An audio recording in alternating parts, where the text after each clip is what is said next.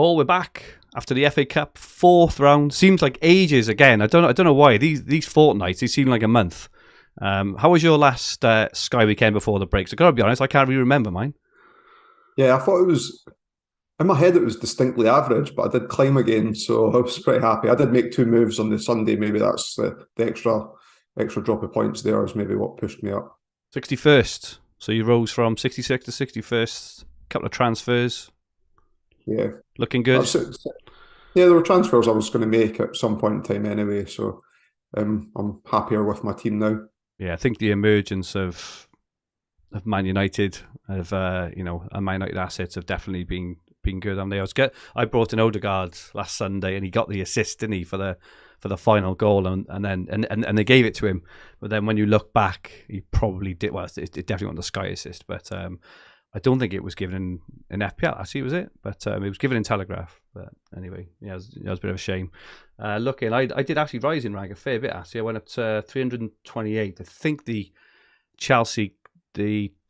double Chelsea clean sheet helped me out there. I did Edison to Kepa a few weeks ago, and I was regretting it after a game. But I think like Chelsea had like a 4-1 over City or whatever it was, and the fourth game is on Friday. So at the moment, I'm definitely up on because I think Kepa's had a 12-point and 11-pointer in that time, and he gets the extra game this week as well, just to Edison's 1 clean sheet. So I think I'm up on that, and then I'll probably look to move off on the weekend. But hopeful for one last big push off Silva and Kepa before potentially shift them on. But I'm rifling through transfers like confetti. Silva one was interesting, right? There was an air of disappointment when the move was first made, but he's hit back to back 10 and 12 points. So yeah, and lowly owned as well. So it's been a nice differential. No, it has definitely. I think I've used 9. I hate saying things out loud, and I don't really want to say it, but I think I've used 9 transfers since the overhaul. I did have 41 to be fair, so but yeah, I'm getting a bit twitchy. I know 32 is well above the average. It's still a really good transfer count, but when you're using 2 or 3 every week, which seems to be what I'm being at the moment, there needs to be a point where you need to kind of say, hang on a minute. But there's so many opportunities coming up this weekend, the weekend after, and the weekend after that again. It's pretty tough to stop in it. But welcome to everyone in the chat. Sam D. Taylor is in. Dale Turner, Gary Plant, FPL Sparta, Kaiser Sose, Alex Sloan. Dale says, interesting, I dropped from 2k to 4k after Newcastle clean sheet. We're back up to 1800 after the Man City block. We will have to touch on João Cancelo, who, if anyone hasn't seen it, looks like he's either going off or has gone off on loan to Bayern Munich, which is one of the strangest transfers I've seen in a while. What a fall from grace from a Man City and a fantasy perspective. Unbelievable. And the World Cup, he lost his place at Portugal as well. And I'm not saying it's the same issue, but his form did start depleting. Well, they've already had a massive bust up with Pep because he wasn't picked for the FA Cup game on Friday, and I think after that they've said that he's gone out on loan with a view to buy. Julian Wardle is in. Jason Manners is as well. Jim Pro says, loving the Discord edition. Yep, if you haven't got on our Discord, make sure you do. Graham Craig, Thomas Morrow, Owen Jones, Brian Evanson as well. Graham says, all on Gallagher if he moves last year's gem. I think there was a rumour about him going to Everton, but I think that might be off now. Just having a quick look on social media in the last hour or so. But welcome one and welcome all. If you haven't subscribed, please make sure you do now, and please press the like button. It would be much, much appreciated. Paul, what are we looking at today? On top of our usual stuff, I've got my transfer planner, which I just realised I made a mistake in, and so I'll need to cover that off, and some transfer opportunities. I think the 4 biggest, or what will be the most popular team-to-team moves we've listed as well. Go over those. So you touched on your value of a transfer last week. Shall we have a look at the updated version? And you've got a bit of commentary around it now as well, haven't you? Yeah, so Thanks to James and Suge for talking about this. I posted a question in for Planet FPL pod, their Sky pod last week, and I'm still going to track transfers through to the end of the season, but also track them to the point of which the person coming in then moves out again as well, and then try and find a blended rate across those two means. If I've got upcoming captaincies, which I'm making the move to captain, I'll factor that into the scores, and beyond a certain point, I won't, unless it's a player that I was always going to bring in. I always think a good case would be, remember, Jesus was in everybody's team at the start of the season, and some people didn't start with Haaland and moved Jesus straight to Haaland after that first captaincy. I mean, am I going to value that transfer at the number of times that I captained Haaland all the way through the overhaul? Probably not. Like, I think we need to draw the line somewhere on that as well. So if there's any immediate captaincies, I will cover that off in the calculations, and anything outside that I won't. I have made a mistake, so I didn't copy the formula across properly in the second one. So it just looks at +8, and when it should be -8 on the. No, it is right. Gabriel to Watkins. It is right. It's Watkins out again. That's the where's makes the net difference. So ignore me. It was correct. It's been a long day. I know someone who works in data. If you ever want, I do a Sky pod with him. So if you ever need any help with like spreadsheets or data, let me know, buddy. I doubted myself, and it is actually correct as well. So using the metric of to the point when the transfer out stops because I've moved that player on again. The 6-7 transfers that I've used since overhaul are averaging out at 3.4 points per transfer just now, and then continuing those on, so not having a stop point on any of the moves. I'm averaging about 5.6. So I don't want to draw any conclusions about what I think that the value of a transfer is until I see this out to the end of the season. Small sample sizes, working data. You need larger scale to look at these things. You will see some amendments on there for things like captaincy. When I brought in Thiago Silva, I had Paulinho already, and therefore I would have got 3 extra points on that original game. So I factored that into the results here. One additional thing that I was going to mention was, based on that conversation from James and Suge last week, I think that I'm going to start tracking the reasons why I'm making a transfer. So I can perhaps group transfer values into the reasons for making a move. We'll see how many of those single game day transfers actually pay off, and what the value of those is as a comparison against the overall. It is only going to be 35 transfers, and it's going to be my team as well that we're tracking this on. But one of the most popular questions we always get is, what's the value of a transfer? So trying to solve that. At the moment, it's probably, obviously it's a very, very, very small data set. But at the moment, you probably, I think if we asked you at the overhaul, would you like to track a 3.4 value, you'd probably say no. But like I think James mentioned, he's absolutely right that it's what the moves enable you to do elsewhere in your team as well. Like, if it's a formation change, or if it frees up budget and stuff. So, but yeah, very, very good, very interesting. That should average out. That should average out on future transfers that run to the end that way as well. Then, so I'm hoping we can get something out of it. Definitely. If we can't, at least I'll be able to do a retrospective on my moves and see if there's any trends on something that I do that doesn't pay off for a specific reason. All of these. You're from a software development world as well, Fergi. Retrospectives are probably the most underrated tools. Absolutely, buddy. Looking at so you've made 7 transfers. So my 9's not too bad now. I feel okay now with the 9. And last week you did Salah to Bruno and Almiron to Odegaard, and I did the exact same moves. Interestingly, I know there was a bit of chat on it in the Fantasy Football Hub WhatsApp chat, wasn't there, with all the guys in there, and I was definitely doing Almiron to Odegaard regardless, but I hadn't really thought of Salah to Bruno. But after the guys mentioned it in the chat, I looked into it a little bit more, and Salah just looks so bad, doesn't he? And Bruno looked good, so and I think it's the right move. Quite happy with that. There's a couple of things as well. Like, Salah could be rested against Everton in that game. Exactly. Exactly. You've saved yourself holding on for a specific reason. Bruno's short-term fixtures were good. He is coming into form as well. So I'm pretty happy with that, even if after the 2 or 3, I end up reversing that transfer, which I guess was my rough plan just now. Yeah, same. So transfer opportunities. So you've identified 4 days in the next 2 weeks where we could see some major transfer movement. Yeah. So after this Friday, Chelsea, Fulham, particularly like Thiago Silva, but more so Mitrovic. If I held Mitrovic, I'm pretty sure I'd be coming off him. I know that Fulham do have that upcoming captaincy day against Wolves. I think Polina's like easily good enough cover for that game. And then just looking at the volume of games, Man United, albeit I'm not too sure I like a lot of their options outside of Rashford, Bruno, maybe Casemiro. Again, a goalkeeper move from Kepa to either De Gea or Ramsdale could be popular.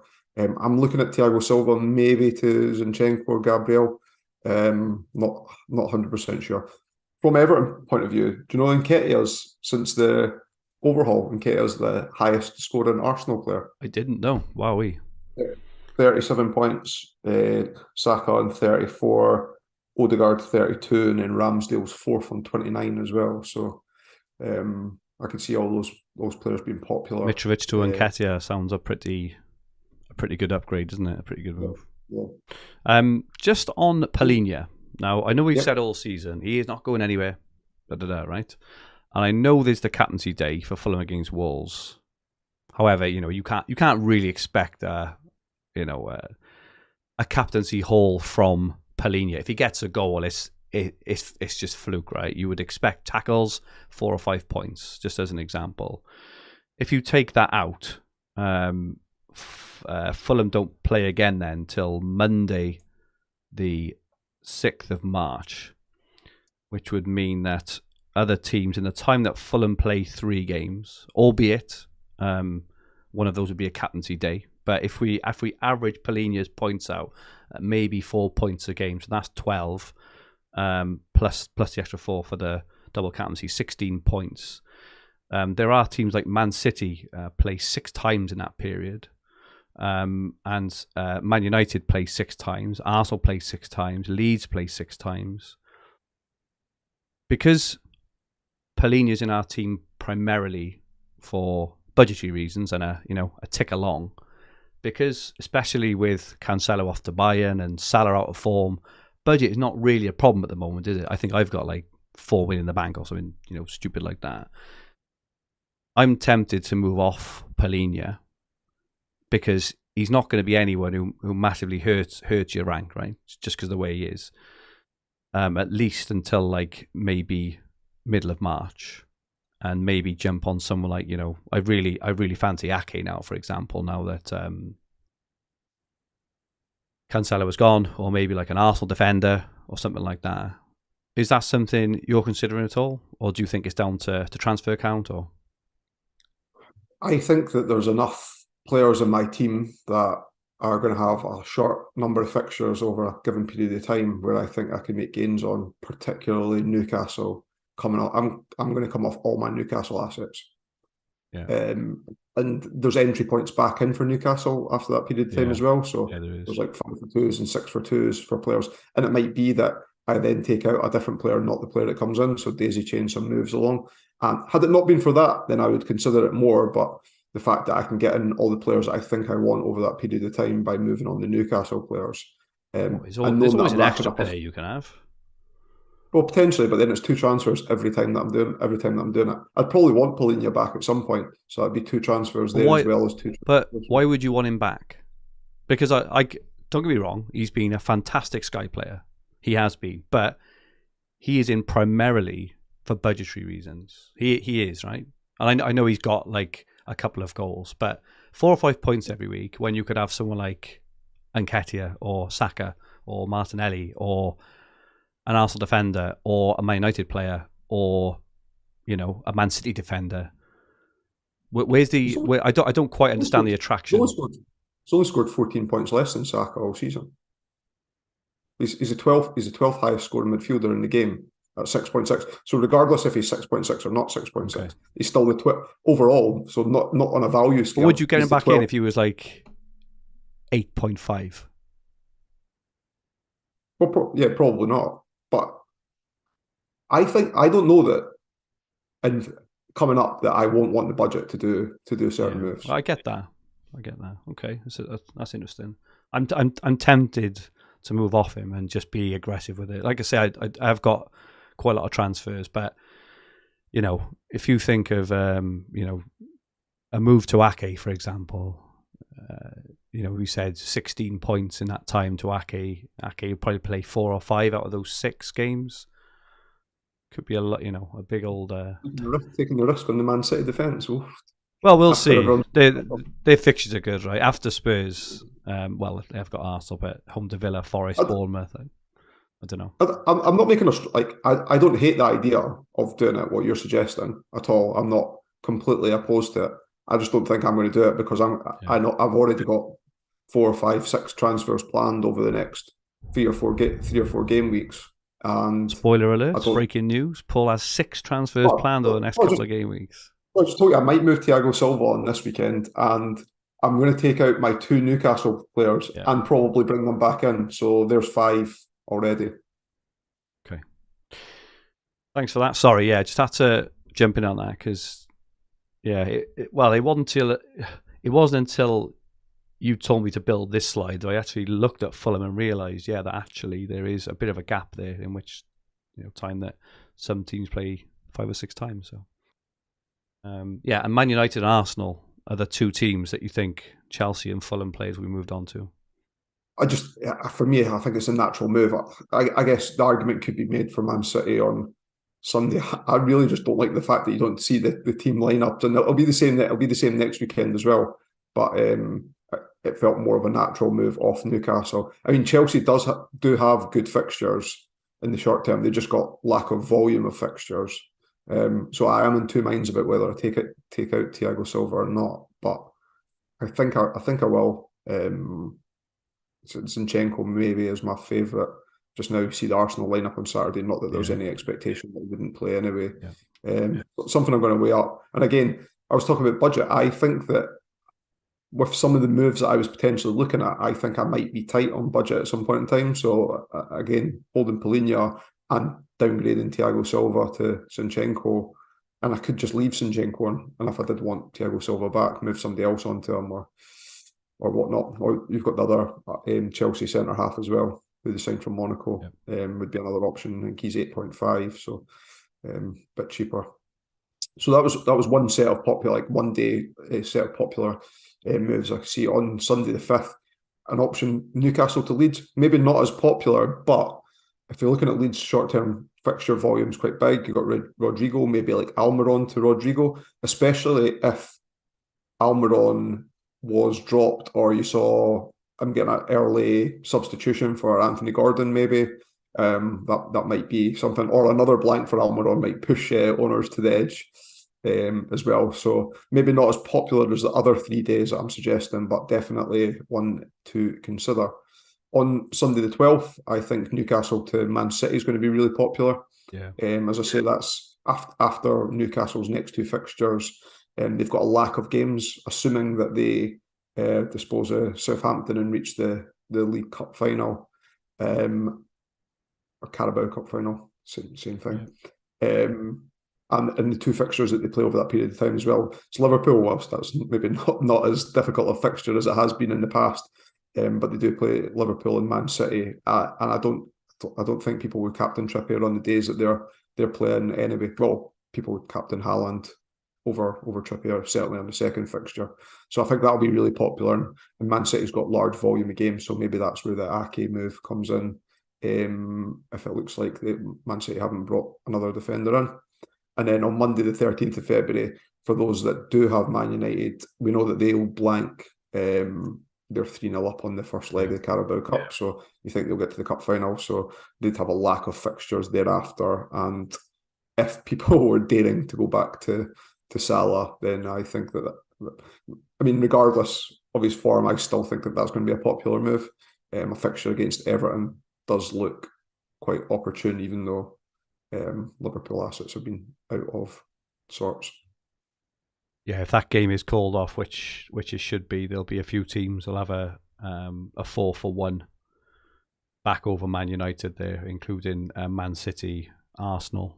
They see, and like as well, we kind of half mentioned here about Man City defence. Maybe look at Leeds players. I get it, but Arsenal, Man United at the moment, particularly Arsenal, they're the form teams. They've got the players who are scoring the points, and Arsenal are also fantastic long-term picks because I don't think they blank at all, do they? And they have rearranged games to go in.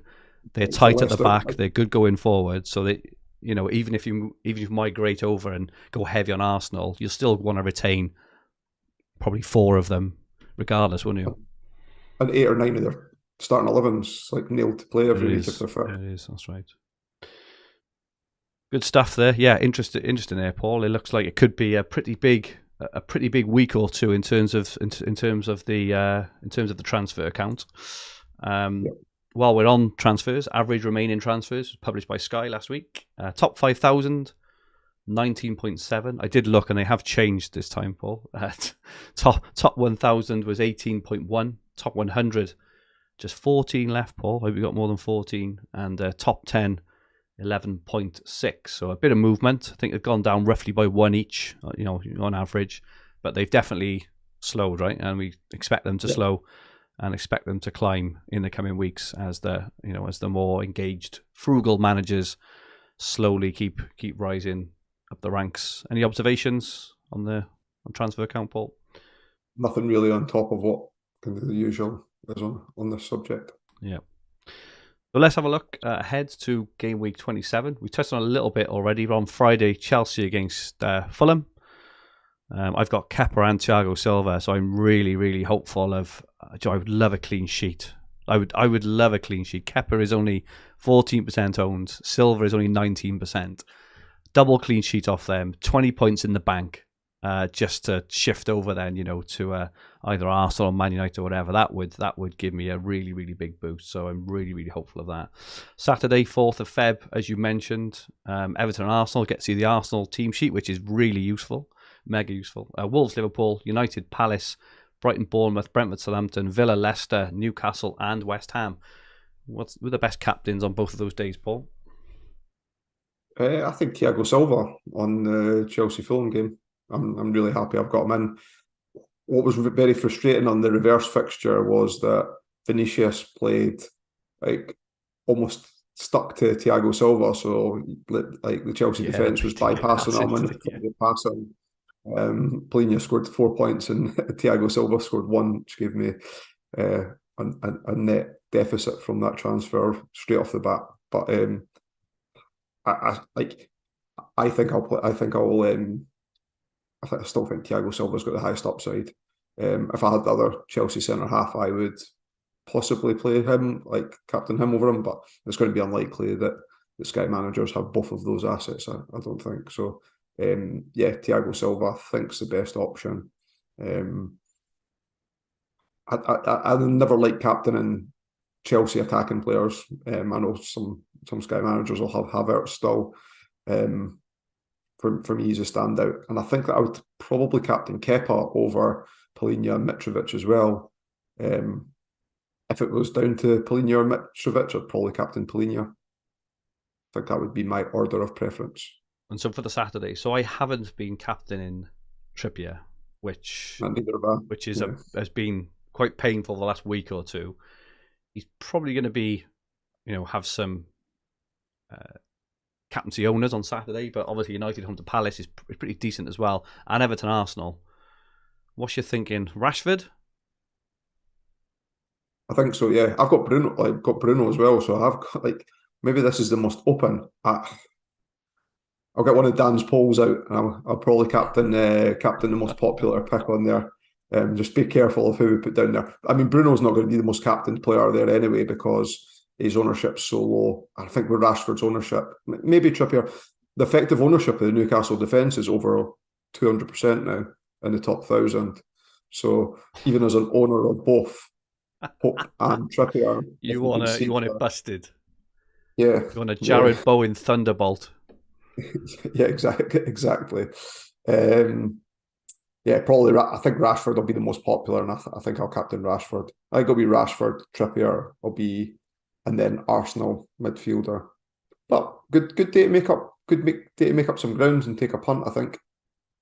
I think Rashford for me for the upside. That's the thing with Trippier, because you don't get passing, right? I think if they got the passing, I'd be tempted, but he is reliant on tackles or assists to get that extra bonus. Whereas just one goal from Rashford is usually a 10-pointer, right? So I think I'll be going Rashford as well. Crystal Palace are in the top 3 for XG conceded. Expected goal conceded, since the return as well. So they are leaking quite a few. Sunday the 5th, Forest against Leeds, Spurs against Man City. Not tempted to go against Haaland. I suppose you can you? Well, I wouldn't anyway. Even if I saw the Man City team sheet, yeah. I mean, I'd be more tempted to move Thiago Silva on Nathan Ake, who I think will play anyway. But I'd possibly be tempted to hold off on that move and then move him to Nathan Ake if Man City team sheet was available on Sunday. But because of that, I think my preference if I use a transfer on him would be to Zinchenko instead. And then Wednesday we have the midweek fixture of United against Leeds. Lots of people on Rashford, obviously. Just so you mentioned earlier about potentially coming off Man United, maybe even after this game, because Man City, for example, play twice. Arsenal play twice before United play again, and then they have the blank. Just looking ahead, Sunday the 19th of February will be a captaincy day for Man United against Leicester, and Spurs home to West Ham. I suppose the West Ham's form, captaining Kane and that one over Rashford is not, is pretty okay actually. It's a pretty good alternative. So do you think moving off Rashford after this Leeds game could be a wise move, knowing we've got Kane to cover that West Ham captaincy match? I'm going to make the move to... Yeah. I don't know. I don't know that many people's going to... I think there's a bigger risk in coming off Rashford than there is sticking with him. Even if it's volume to fixtures, he is on form just now. He is returning consistently. Leicester are terrible at the back as well. Yeah. And Rashford's ownership, I think it was like 91% in the top 1K last week. So he's really highly owned. I think people will stick with him, won't they? It's a tough one. I think so. It's easier for me to move Bruno on, which I'm going to do, and probably back to Salah if he starts versus Everton. Okay. Let's have a look at some questions. Thank you so much, everyone, for sending in your questions. We've had quite a few, which is great. GG Magpie, how good are the Man City fullback options, Ake and Lewis, in particular, now that it looks like Cancelo is off to Bayern? He also asks how many Newcastle players should stay in our team after the hop-off point on the 12th of Feb. So firstly, Man City, I know it has been troublesome, but Akanji and Ake for me look pretty nailed. I know Ake didn't start the last one, right? It's probably his turn to have a rest, but played in the FA Cup, clean sheet, scored the goal, marked Saka out of the game as well, which has been really hard to do. As you can probably tell, I'm trying to talk myself into bringing Ake in. What do you think about the Man City defence? I mean, it's how many times do people want burnt by? Like even Stones, even Stones, like he looks the go-to option. All right, misses a game. All right, transfer out. Oh, he comes back and plays, keeps a clean sheet, gets passing bonus. Oh, brilliant! Everyone moved back on him. Injured again. Out of the options there, yeah, Akanji and Ake. I'm not convinced that they won't go and sign someone tomorrow. Oh, okay. There was conflicting rumours about them going to sign someone.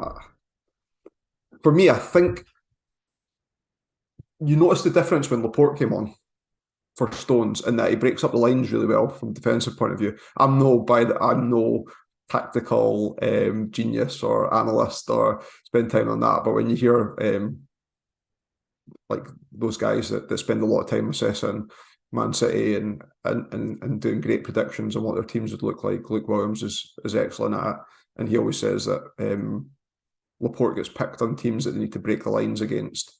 So I don't know when they convert back to this kind of like three at the back when Lewis is playing and he tucks into midfield beside Rodri.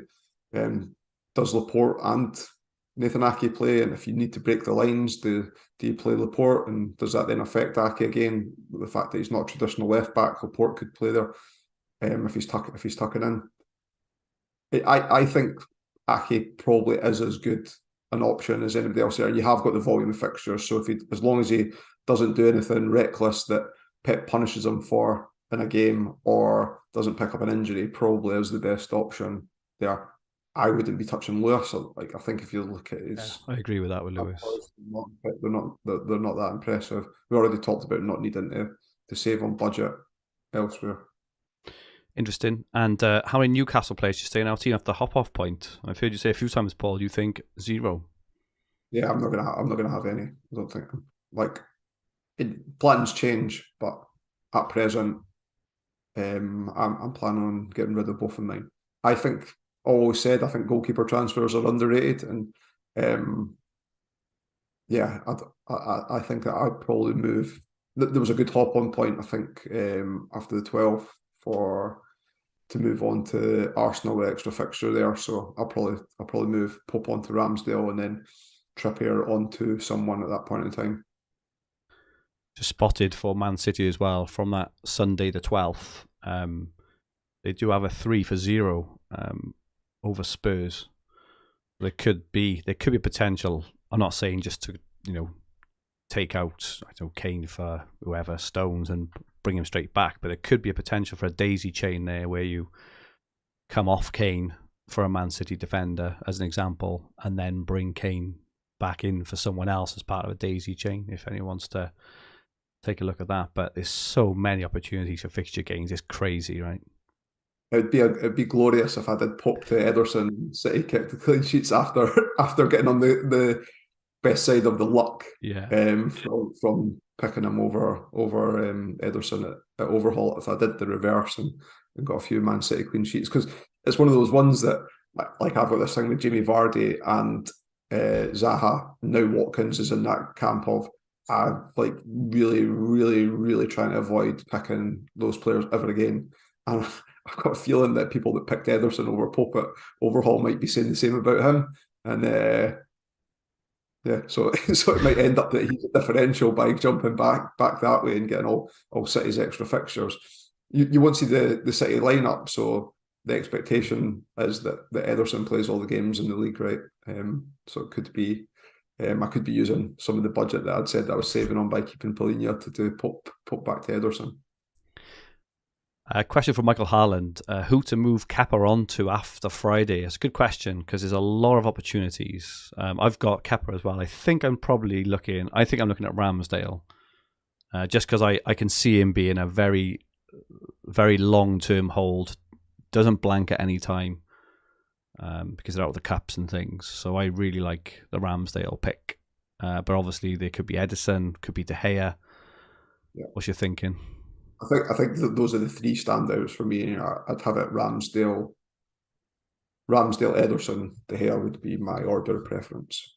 Okay, cool. Auto close. Is it worth taking a 5 for 2 for Captain Ramsdale? If I'm going to Raya to free up budget on the 6th of March, should I just stick through Kepa without? That is interesting. Just having a quick look. That's a big plan. So he's looking ahead to Brentford and Fulham on Monday, the 6th of March, which is that's a fair way away, I would say. That is like, it's over a month. It's like 4 to 5 weeks in advance. But Kepa to Edison for one transfer to me in that period, what would that be in total? It would be a 6 for 4. 6 for 4, I think. No, it wouldn't. Yes, it would be a 6 for 4. So you gain either 2 or 3 extra fixtures by making at the cost of one extra transfer. Yeah, I'm not sure I would. I think I would, and then you could reassess what you would do, like whether whether you wanted to do the Rea move based on other moves that you might be forced into and budget changes, etc. Colin Johnston says, hi guys, finding it hard to actually see where my transfers are going to come from. I have 32 left. Should I be taking punts like Havertz to Bruno after the weekend, Kane to KDB? Would like Matoma, but can't see anyone but Almiron being in for him. Just thinking there's so many good options. I suppose firstly I'd say you never have too many transfers. There's always opportunities to pile in on teams. Well, we just listed off quite a few, like those 4 days for opportunities as well. Observation. We often get people writing in questions moaning about Salah on this pod and never get anybody, based on his ownership, moaning about De Bruyne. And Salah's got 10 more points than this season. De Bruyne's ownership is consistently around the 40-45% of top 1,000 owners, and nobody ever moans about him. I'm just not a fan of De Bruyne this year in Sky. He doesn't get bonus. You're never going to captain him. He gets assists. You're never going to captain him. And obviously, because Haaland now is right in that number 9 role, De Bruyne, who was playing in the false 9 last year, especially when he scored his 4 goals against Wolves, is just never going to be that high up the pitch again. He's never going to be on penalties. So for his price, I don't really get it. He may go on a run, right, and score 2 in 3 or something, but I just think for his price, there's just other options. So I agree with you, but I just find it weird that no one moans about it. Yeah. That's a fair point. For reasons unknown, whereas I'm looking for a Chelsea player to bring in on Friday and to hold medium term, aside from Kepa, which Chelsea player is most recommended? Probably Silva, is it? Yeah, unless it depends how far you're mapping transfers out, because I've said the other Chelsea centre-half from Monaco 3 times now, because I've never put him on any short workout that I have to be able to pronounce his name. I definitely think he'd be a shout as well. He's picking up bonus at a similar rate to what Thiago Silva is. So if you did think that budget was going to be a problem for you, and you were holding longer term, I personally wouldn't go for any of the attacking assets from Chelsea. Martin Beasley says, what to do with Stones? I bet you there's people, right, who have brought him in, taken him out, brought him back in, and he's going to have to go again because it looks like he's out for a few weeks. He's obviously got to go, hasn't he? It was on the questions or on the thread somewhere on something that was copied in on, so it made me think it was on the thread, was that suggestions that he's out for a month. Yeah, he's going to have to go. It was hamstring, we're not going to rush him back, right? No. Multitude options, Ake, but you don't get to see the lineups. I had mentioned I like the Arsenal defence, so Zinchenko, even if it meant a double up, Arsenal's got like a large volume of fixtures in the short term, some good fixtures in there as well. They have got tier opportunities in a lot of those games. Yeah, even next Sunday, the 12th, you don't get to see the lineup, but I think Ake and Akanji are pretty solid. I think the only reason I wouldn't bring them in is because you don't see the lineup. This is the issue, but I'm trying to see if you see it the week after, and you don't the week after either.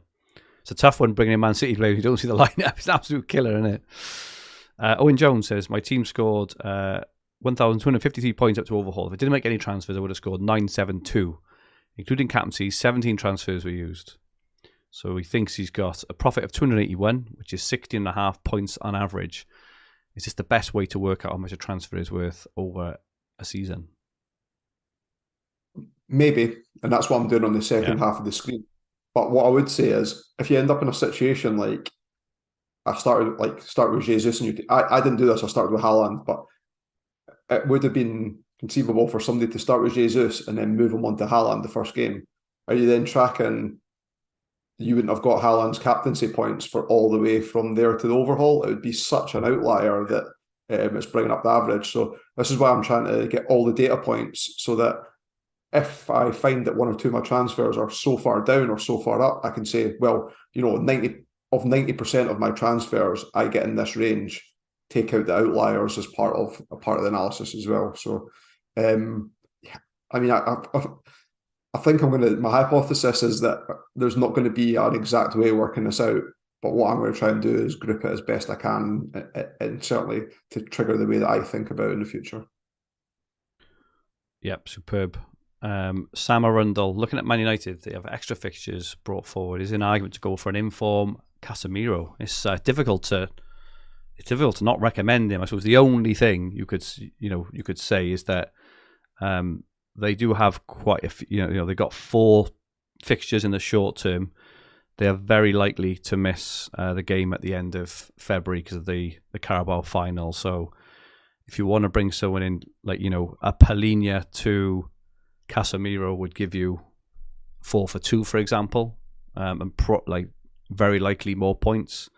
But you're probably likely going to want to shift him on then, I guess, because there'll be a lot of other teams have a 3 for 1 or a 4 for 2, even a 5 for 2 back over Man United later on. So he could be a good daisy chain option, but I think he's looking decent. What do you think, Paul? I think he looks decent, but it's not something that sticks out to be like I need to find out whether it's like the short sample size and the points it's scoring on that period of time as well. And if you look at his returns in the last 5, he didn't play the Arsenal game, 4-4-8. So it is decent for 7.6 million. But you're right, on that weekend, I'm already planning on using some transfers, and I don't want to bring in a player just to book in even more transfers over that period of time. So that's why for me it's a hold. I'm going on the basis that most people own 2, 3, maybe even 4 Newcastle players, somewhere in that range. And I can see it being popular coming off Newcastle. If you're coming off Newcastle, you're probably going to come off Man United in that period of time as well. Do you want to make 3 or 4 transfers knowing that you're probably going to want players from those teams back again a couple of weeks down the line? I know it's probably a bit crass because he's just obviously just scored 2 goals in the FA Cup. But I think he has quite a limited ceiling as well. He's not going to go and bang in. So he's not going to go and bang in a brace. He just did, but it's very unlikely. He is priced well. Yeah, he is. But if you're making transfers, you're looking for upside, right? You're not just looking for enabler to enabler sort of thing, or just a plodder. You want to look for someone who's going to knock in the 10-pointers like a defender, or a player like Rashford, for example, who's got a real explosiveness about them. That'll be my argument anyway. And Sky FF Jake seems a lot of jumping off Chelsea. Is there an argument to keep? I don't think so personally, but you're nodding, Paul. But I think so. Like if you look at the fixture, the next 3 fixtures are all pretty good, and especially for tiers like for Thiago Silva, Fulham, West Ham, Southampton. So and the Southampton game's on a Saturday, so you could come off there and then move on to a player that plays on the Sunday. So there is opportunities. The problem for me is that I'd want to move to an Arsenal player and Arsenal playing the same day as them that week. Yeah. So I'd almost be another move behind if I was going on that basis.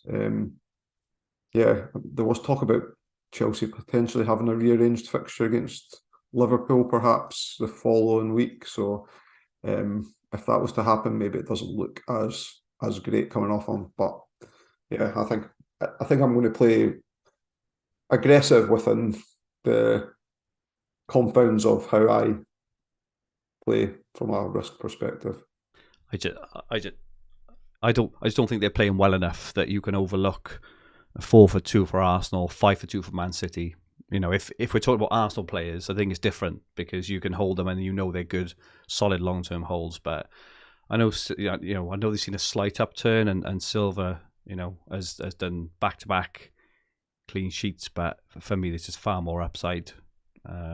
Plus have to make a lot of saves to keep the clean sheets as well. This is it. Like away to West Ham, do I think Chelsea are going to keep a clean sheet away to West Ham? Absolutely not.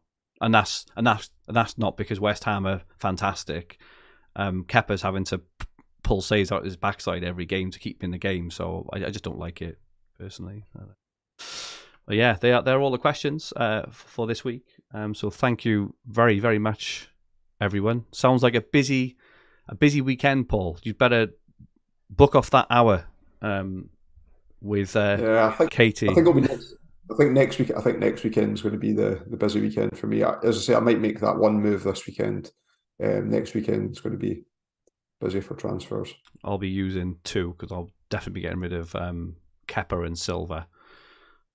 Probably for Ramsdale and Saliba. I think I haven't got that. I haven't got Saliba yet.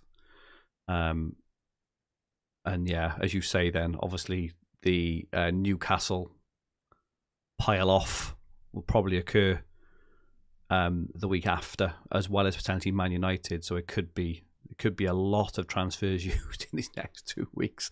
The average could go through the floor. As usual, thank you so much to everyone for watching and listening. Your continued support is much, much appreciated. And thank you, Paul. Where can people find you? On Twitter at Paul McAnulty1. And you can find... sorry, go on. And you can find me at FFH_Fergi. Make sure you join our Discord if you haven't as well. If I haven't posted it in the description here, I will post it in the description on both the YouTube and the podcast versions. If you liked what you watched, please press the like button and remember to subscribe. In the bottom right hand corner of the screen, if you enjoyed your listen, please rate the podcast versions and leave some comments. It really does mean a lot to us. It'd be much, much appreciated. We'll be back next week looking ahead to Sky Game Week 28. Have a great Game Week 27 all, and goodbye for now.